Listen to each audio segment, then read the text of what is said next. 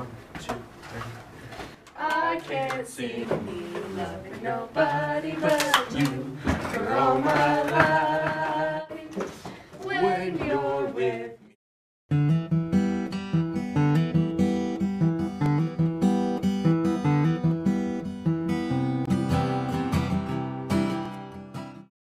We created this play because we know how powerful self-expectations are to both our learning and to our lives, and we want to share this information with you. Recent brain research has provided a window into our learning process and the importance of self-concept. When we understand how we learn, then we have the ability to better control our own learning, and we can help others do the same. Let me just highlight why we felt this topic was so important. A researcher by the name of Dr. John Hattie looked at the findings of over 52,000 studies about learning, and he found that the number one factor influencing learning was whether an individual believed in his or her ability or not. This diagram outlines the plot of our play. It is a map of the way the brain learns, developed by Dr. David Sousa.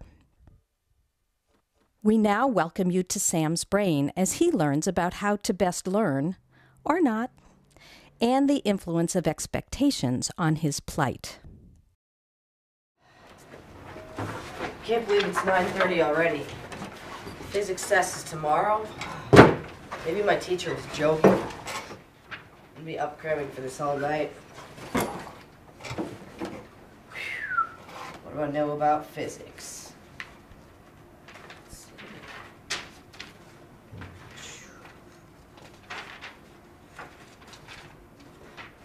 Oh.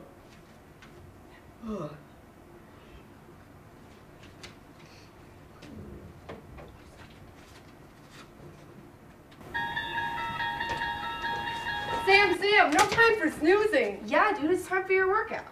Workout? I don't have time to work out. I have to study for this test. No, it's time for your brain workout. We're kind of flabby, you know? Yeah, you should have been exercising us all semester, but I think you've been a little lazy. Who are you guys, and how did you get in here? Sam, we're your brain. What's up, Sarah? You have to start getting us, your brain, in shape. The more you use us, the smarter you'll be. I don't know, guys. Nobody would call me smart. I'm just not as bright as some of the kids in my class. Hey, none of that chat, dude. Everyone can learn to learn. Okay, what do you remember about physics from the first half of the semester? Yeah, I've read all this before, but I can't recognize it. I wonder why I don't remember it. I think we better bring in some help. Hey, long-term, what up? Sorry, who is this? Dude, this is long-term storage. The part of your brain where all the information that you learned is stored for future use. I'm your personal bank vault for learning. Oh, cool, okay. Long-term storage. What do you have for me? Let's see. Oh, that's calculus.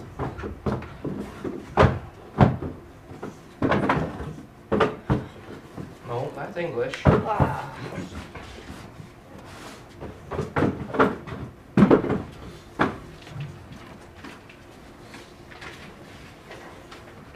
Sorry, Sam. This is all that made it a long-term story. When you sat in class and looked attentive, it would have been helpful if you really were. But do you remember? You're most often daydreaming about your girlfriend Sally, or the wrestling team, or the Red Sox, almost anything but physics, in fact. And when you do your reading at night, you never outlined it, or really tried hard to understand it. Teaching your brain to learn this stuff was not happening. And I'm picky about what I let in here. So I'm afraid this is all you have to work with. I'll head them over to working memory, and you can try learning these facts, all these facts from scratch. At least you have 2 bits of information to work from. Working memory? Start from scratch? No way, man. The test is tomorrow. Can I just throw you all these blocks and you can cram it all in? Sam. Looks like we're gonna have to give you a visual picture of how your brain processes information. We're gonna give you a few clues as to how it all works, dude. Everyone is capable of learning. We all have large and untapped potential for learning, unless something gets in the way. And once we know what gets in the way of learning, we can start to fix it. Okay, guys, but remember, I'm on a schedule. To begin the story of how our brain processes information, it is my pleasure to introduce you to our environment. Actually, they would like to introduce themselves. Hold on. First off, do you have any idea how much information comes in through me, your senses, every day? The brain actually takes in more information in a single day than the largest computer does in a year. Wow. All this information is coming into our brain in huge volumes, and we need some way to process it. That's where I come in. I place what gets in and what gets shut out. A couple of weeks ago, you were at your friend's house, and there was noisy construction going on right outside. But you were there for a while and suddenly realized you didn't hear anymore. Well, that was me. I decided you had more important things to do with your friend than listen to that annoying sound, so I blocked it out. I'm the gatekeeper who decides what goes into your memory and what doesn't get considered. The sensory register weeds out what is allowed into our short-term memory. Short-term memory has two parts, the immediate memory and the working memory. Let's meet immediate memory. Hi, I have immediate memory.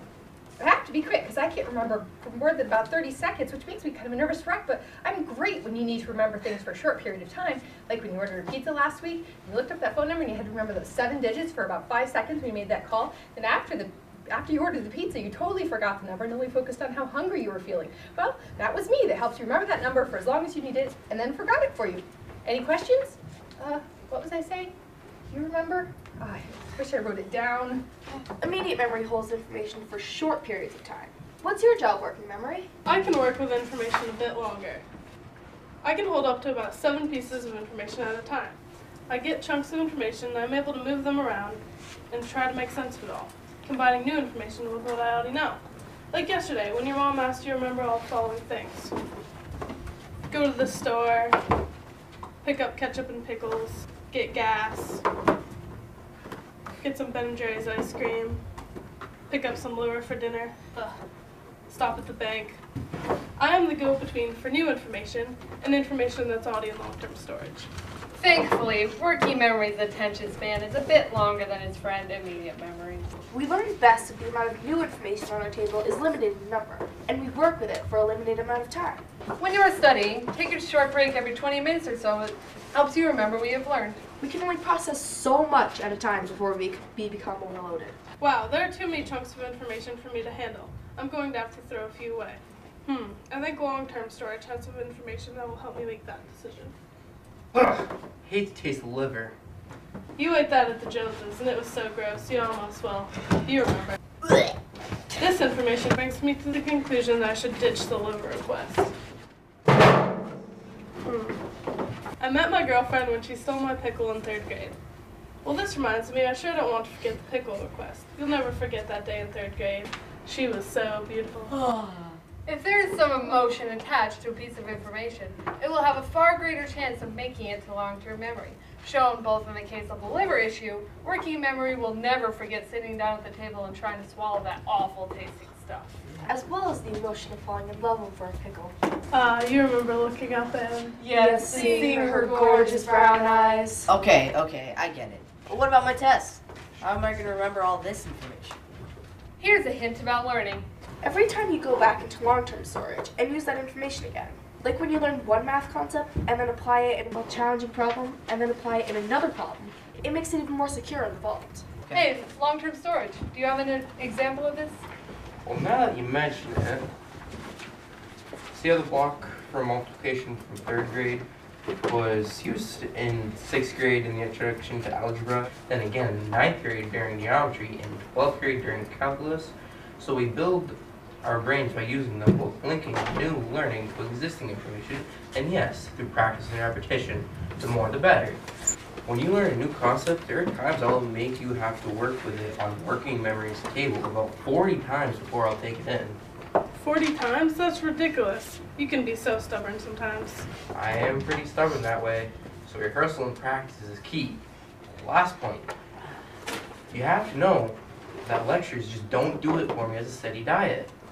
Did you know that after 24 hours, I'll have retained no more than 20% of what I heard in that lecture? They've even done research to prove this. Lectures are fine sometimes when you have to master some basic information, but lecture-only classes are just not a good way of learning information, plain and simple. Let me get this straight. So the more we learn, the better we become at learning? Your brain is like a muscle. The more you use it, the stronger it gets. How smart you are isn't something that's fixed, but something that a person can grow by using his brain. But there are a few things that can get in the way. What's up with self-concept? You'd be surprised how much I rule the roost around here. Do you know that I have the power to shut down the sensory register and not let information in at all? On a good day, when you're feeling confident about yourself, I love to keep the blinds open. These are the days when you believe you can learn just about anything. Tests don't faze you when you're in this place either because you trust to know your stuff. However, I do have my dark days. These happen to you especially when you're in science class, when you remember that day in 4th grade when your science teacher called on you for an answer and you didn't know it and the whole class laughed at you. The next day after you took the test, the kid sitting next to you saw your grade and told everybody on the playground you were stupid. You knew the teacher thought you were totally hopeless too. It got worse. You went home and got grounded because of that test grade. And ever since then, whenever you walk into a science room, I shut down your Venetian blind. It's really self-defeating too. I know there's information being provided you could probably learn if you would just let it in, but it's too risky for you to do that. All that negative stuff from so long ago is like a bad dream I can't get rid of. That must be what happens when I sit down to take a science test. I just close down the blind, and anything that did make it to long-term storage, I can't get out of it. So this is a really important point. People will participate in learning activities that have been successful for them in the past and avoid those that have produced failure. I know that science class when I gave the wrong answer was so long ago, but the memory just keeps nagging me. I am working on it. My new physics teacher is giving me new ways to learn and new opportunities. I'm opening that blind a bit. If you believe in yourself and others believe in you, I know you can get over that nasty habit of closing the blind. So self-concept, do I have this right? If people believe in themselves as learners and others believe in them, you let the Venetian blind stay open so that they can let new information in and learn? But if they feel like they can't learn for some reason, like at some point they were trying to learn and they were punished in some way for not getting it, or made feel dumb just because they needed more time to learn a little differently. In that case, you shut the Venetian blind down and don't let information in? You are powerful. You have that right. There's one more thing you need to consider about emotions in general. Not much is going to get into this memory if there's lots of strong emotions floating around or you're just too stressed. They may not be as powerful as self-concept, but they will not let learning happen. A little stress is okay, maybe even good, but too much stress and I just shut down. You can just forget learning. So, I guess, part of being successful in school is getting help when you're in a bad place or just too stressed. But I am stressed. I'm in big trouble. I see now that if I had worked with these blocks of information a little bit at a time every day or every few days, I wouldn't be in this mess. You're right, Sam. It would be a whole different story. That box of information would probably be mostly with me. You could have chunked that information, relating new information to old information, making an even stronger memory, like you did in math. Hey, one of these blocks here. Escalate over to working memory. Is E equals MC squared.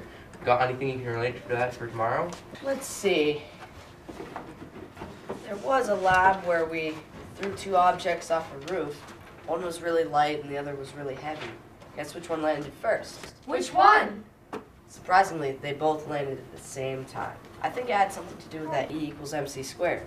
Why don't you hand that one on over to me and I'll start making these connections. Any others that might go together? Here was a lab we did later that week. And another few. Something with microscopes. Okay, Sam, enough. Let me be perfectly clear. I can hold up to about 7 chunks of information at a time. And by my working memory union contract, I will only work with these chunks for about 10 to 20 minutes before I take a short break. Wow. I don't care if you have a whole book full of things to learn before tomorrow. I'll do the best I can, but there's no way I'm going to be able to make sense of all this, connect all this material, just so you can pass your test tomorrow. And furthermore, I need sleep. The more tired I get, the less efficient I am in making sense of all this. By the way, I need some good food and water too if I'm going to get you ready at all. No way I want that. All right.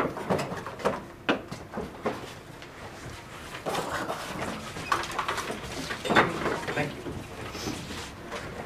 Some water.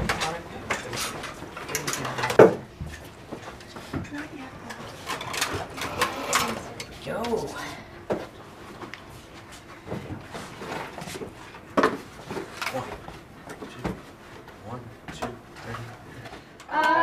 can't see me loving nobody but you for all my life. When you're with me, baby, the skies will be blue. Stop! Stop! Isn't it bad enough we already have to learn all of this information you should have learned before, and now you also want to distract us with your noise and texting Sally and checking Facebook every 10 seconds? No, you have it all wrong. See, I'm one of those people who can study better with music, and with this other stuff going on too.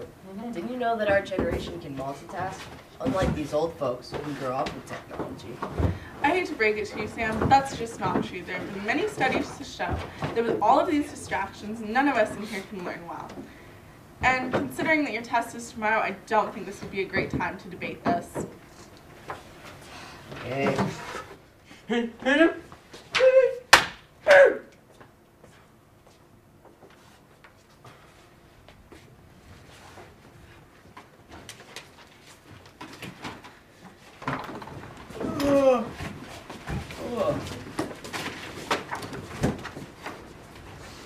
Thanks for your help tonight, guys, but I really don't think I can keep studying. I'm too tired. Get some rest, Sam. Keep us working out, dude. Alright.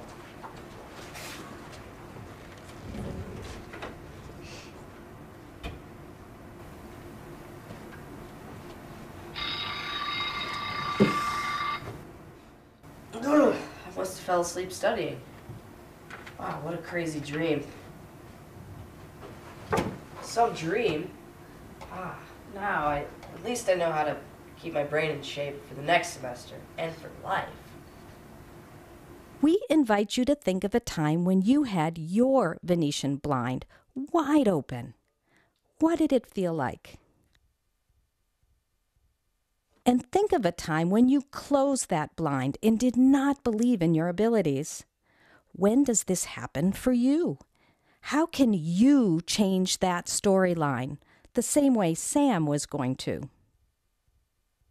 The great news is that we are all capable of learning at high levels, and you control whether you are open or closed for learning with the help of those around you. Believe in yourself, believe in others, and remember that effort is what really matters. In the words of Henry Ford, whether you think you can or think you can't, you're right.